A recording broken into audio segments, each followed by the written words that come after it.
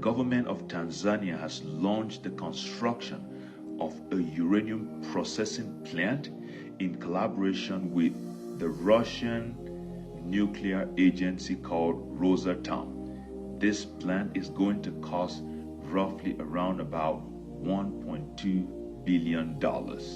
I think we can begin to understand now why most African leaders are shifting towards Russia, right?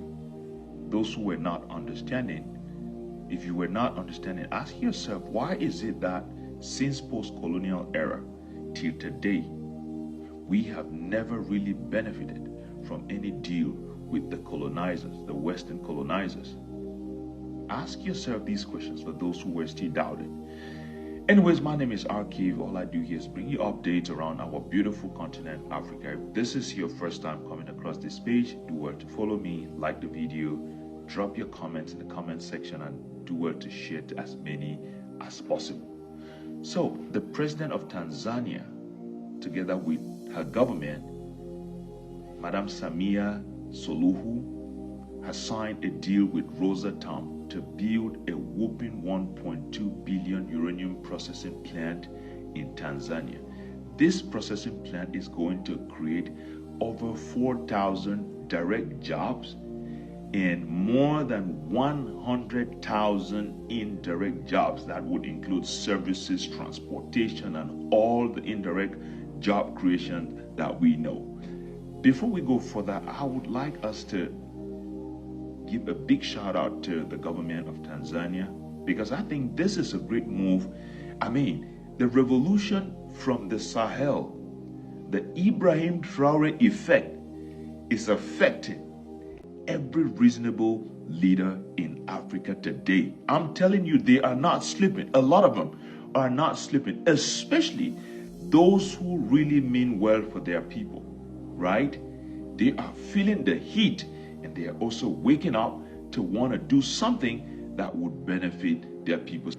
So just a few things to add here, guys. You see, this is what we have been talking about, right? This is what we want from our African leaders. We want deals that would benefit the people. So what does this entail? You want to do business with us? Come and set up the factories in our countries. Process our natural resources in our countries, right? So that we can export value-added products to the world market. That is what we want from our African leaders. And we are never going to be tired to continue to insist on that. And that is the reason why we support initiatives like this. When we hear that a company is coming just to extract and run away, we have a problem with that leader. But when we know that the business, the deal would entail implanting the factories, the plants in Africa, in the said country, and extract in that country, process in that country, we want such deals. Because like it or not, it's going to create employment. It's going to open doors for training, for people to learn the technology, for people to understand how to maintain those factories, those plants, and that would boost our technological game. The next steps from the government of Tanzania is they want to, first of all, make sure they have this uranium plant planted, working operational, and from there, they would kickstart the construction of their own nuclear energy plant. That is a wise move, and that is what we want to see our African leaders do.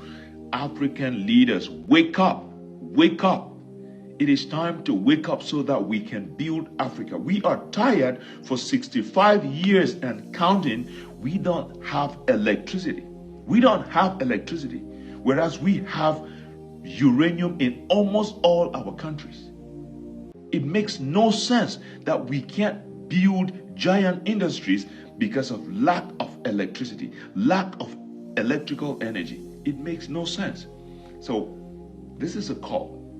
We are happy to see that South Africa had theirs, Egypt followed, and Burkina Faso signed their own agreement, Mali followed, Niger, and today we are talking about Tanzania. We want to see more African countries signing these agreements to build nuclear energy in our different African countries. Dear Pan-Africanists, I greet you all.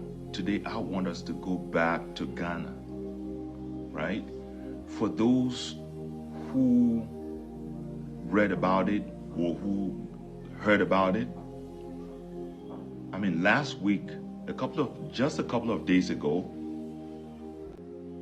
there was a tragic helicopter crash in Ghana that took the lives of 2 ministers and 6 other government officials, and including the pilot and those who were on board. And why I'm talking about this is because the president of Ghana, John Dramani Mahama, was supposed to be part of those who would have died in that crash. And that is what scares me a lot. And it pushed me to want to do what I'm doing right now, right?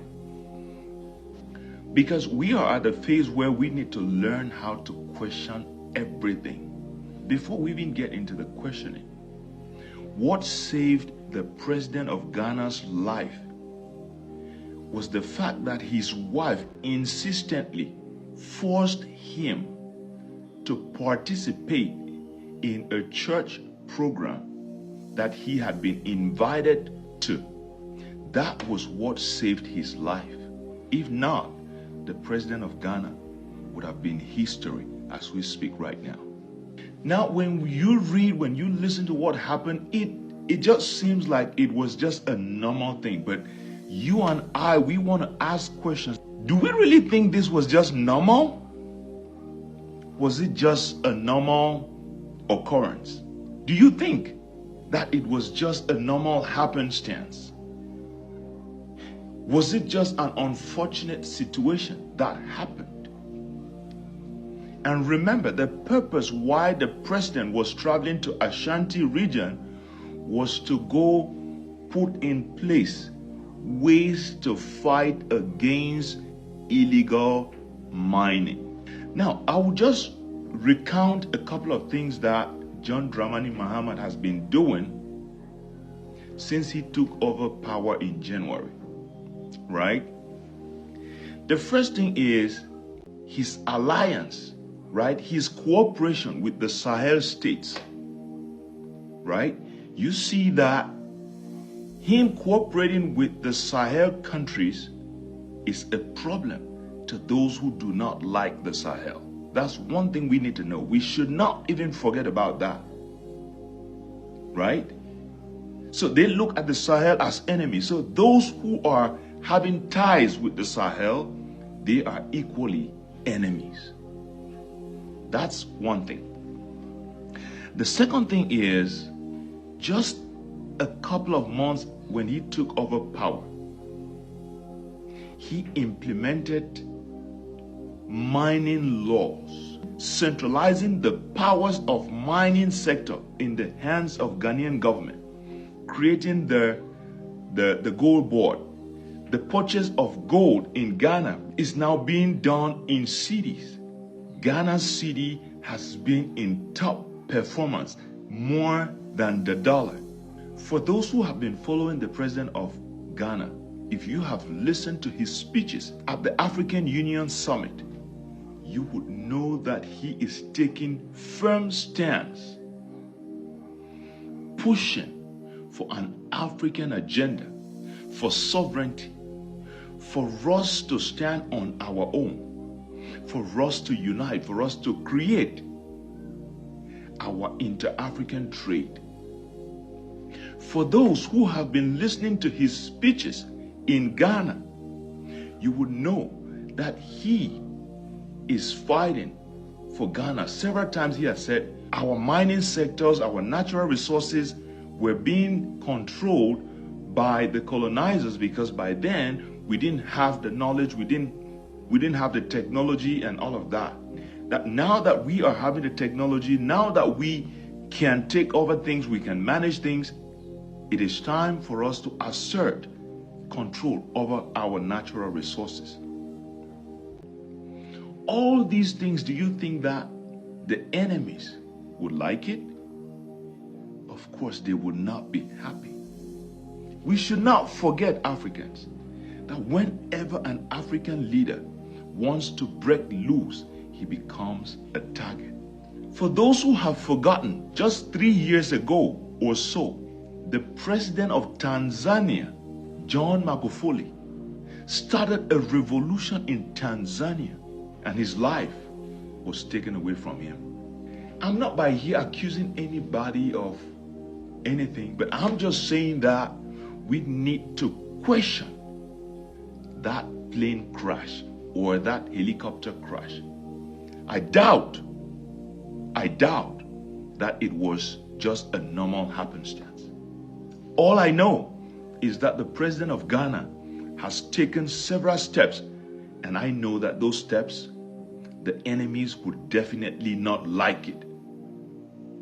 And because he is a democratically elected president and leader, they would want to find very subtle ways to knock him down so that no one would suspect. So, please try to share this message. Let it go beyond borders. Please. You guys should let the president of Ghana know that he has to watch his back.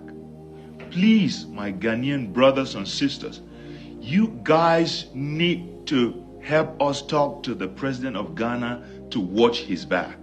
He needs to watch his back. He needs to suspect everybody at this point. He needs to double his vigilance because the days are evil. We need to know that our enemies do not like when we want to break loose. It happened to the former president of Tanzania. We don't want it to happen to the president of Ghana. Some Ghanaians may not understand what he is doing, but trust me, your president is fighting tirelessly to free Ghana from the colonial yoke, and we owe him that obligation to protect him. Guys, let me know what you guys think in the comment section. Drop your thoughts and share this video to as many as you can. Remember, here this is not a content creation page. Here is a Pan-Africanist page. We are fighting for the freedom of our continent. That is what we are doing here. That is why here we don't just want to hear things that are happening and come run our mouth.